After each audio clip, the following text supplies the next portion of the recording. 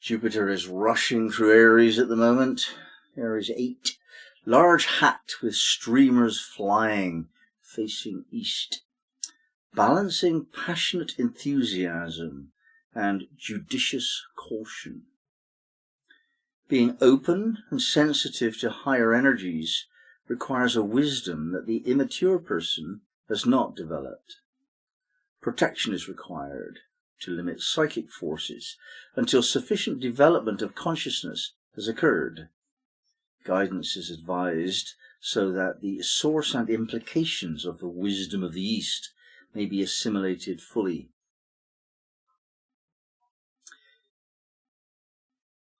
The approach that we all have to spirituality is of course unique, and each of us has got our own place in the evolutionary cycle and our own take on what we're told and what we know to be normal opinion and belief. And here we have an indication with this image of something coming from the East. Now this is a different way of thinking to how we're normally caused to think in the West.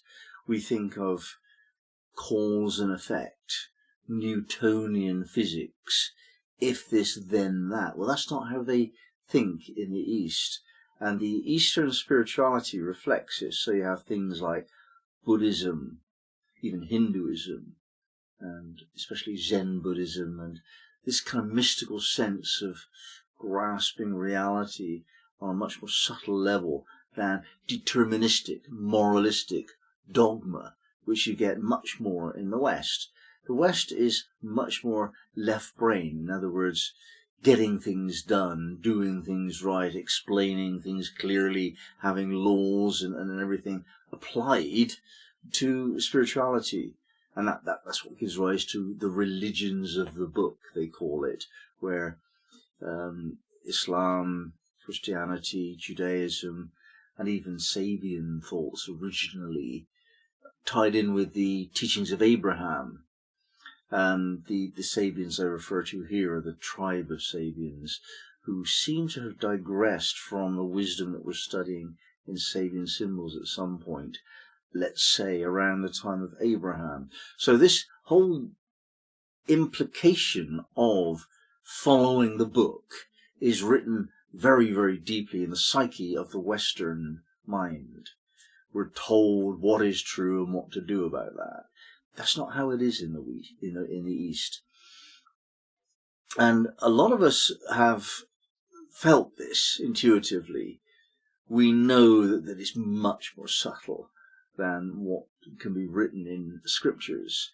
And a phenomenon occurred and was underlined in the 60s and then again much more so in the 80s, where what had been birthed in 1890, that decade, by the Theosophists, were interrupted by the two world wars, and then the 60s the hippies took it up again, and that was this idea of some way of synthesizing this ethereal Neptunian sense of the wisdom of the East with a very practical, logical examination of whether or not their sense intuitively of reality actually checks out.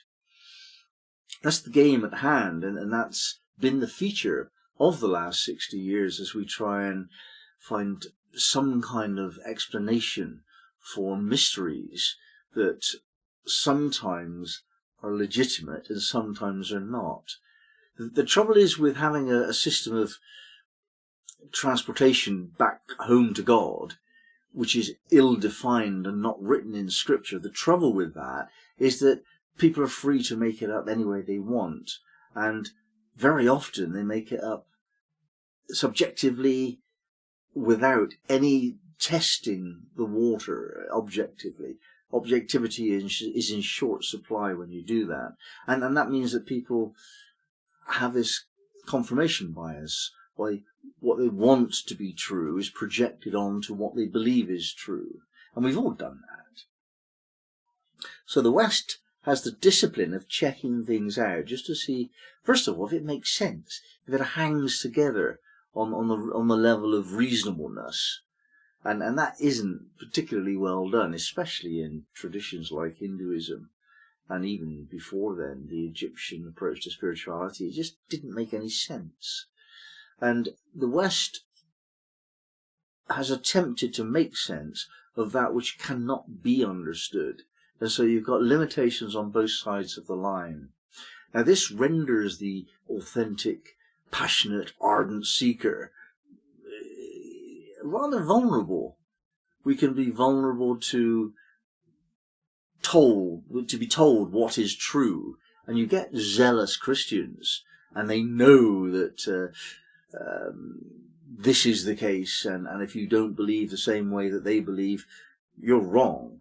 And there's quite a lot of Christians do that, and that doesn't work for many people who are anyway free of that kind of imprisoned mind. But equally, if you just have this kind of casual attitude to spirituality, where whatever you want to believe, you can believe, you get to be vulnerable to forces that want the juice that goes with your ardent seeking, and yet is not protected by some kind of discipline. And here we have the woman with the hat protecting herself from forces, and the streamers kind of pointing to the indication that we need to take, that this comes from the East. However much we package it in Western thinking, it comes from the East. So this vulnerability we have is arising because we don't really understand what's going on, and we have to trust our intuition, which has not yet been practiced. It's not yet tuned in to that way of being and that way of thinking.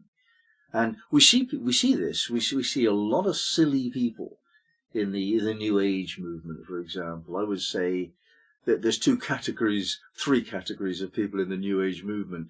There's the holistic healer, whose approach to life is very mature, considered, and they don't really mind too much about philosophy because they want to help people and heal people, and they're wonderful.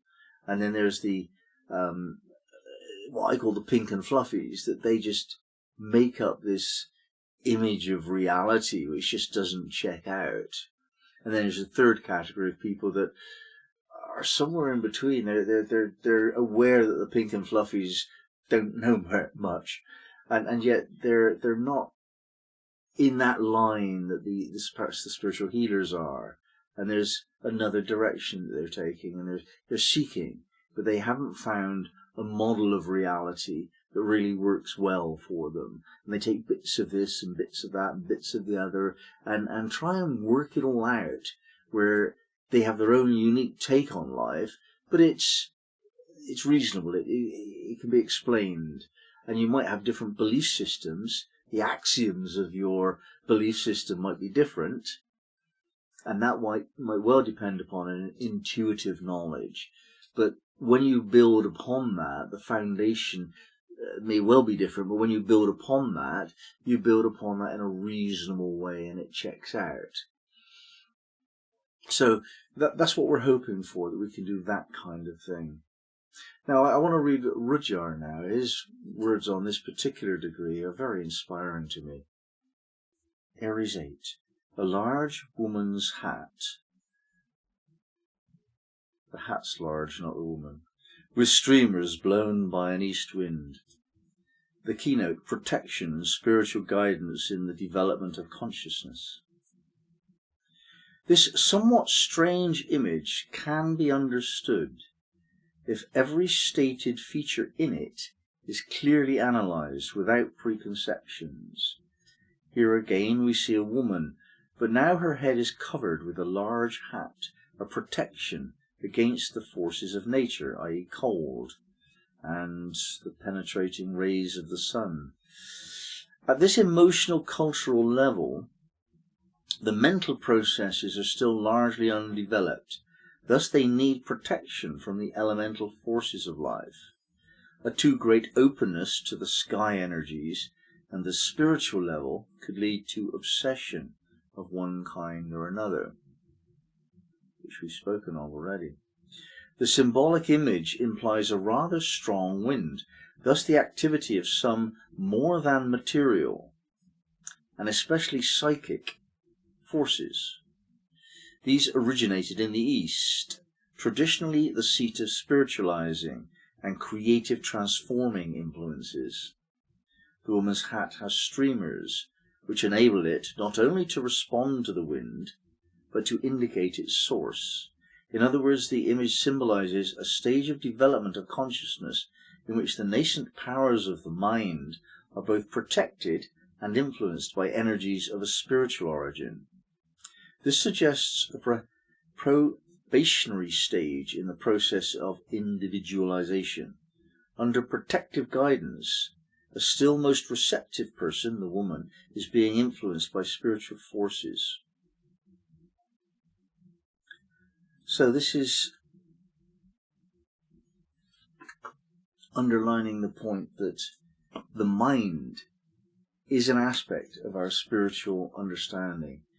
The direct experience of God, which is sought by a mystic, is a feeling, a state, but it's not necessarily a philosophy.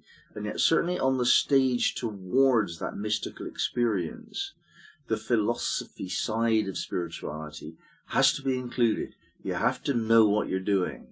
If you don't, you're in danger. There is definitely vulnerability associated with this level of spiritual attainment, because we're dealing with power, we're dealing with the essential forces of life.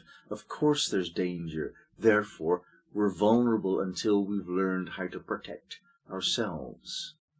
And we do that learning thing with guidance. I agree that we start our spiritual journey and probably end it alone. But in the meantime, it's very helpful to find someone that can point the way. And this guide is best somebody just a little bit in front of you.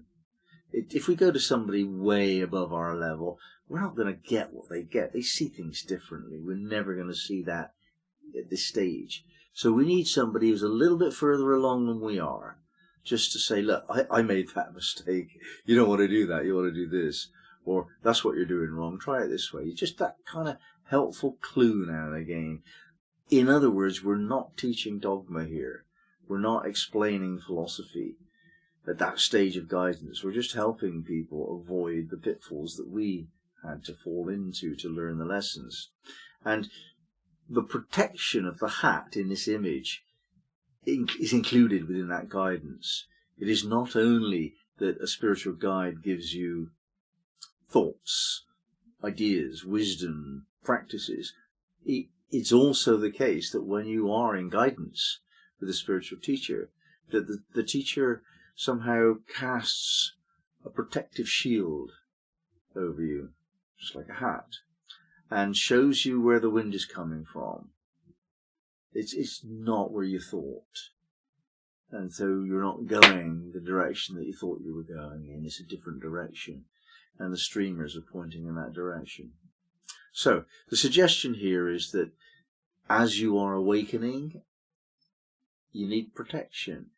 Part of that protection is offered by guidance. And that doesn't mean reading books. That's not guidance. Guidance is a mentorship kind of relationship with an individual a little bit further advanced than you are. And if you make yourself available for that, and you know that that's what you're looking for, then your guide will come. Seek, and ye shall find.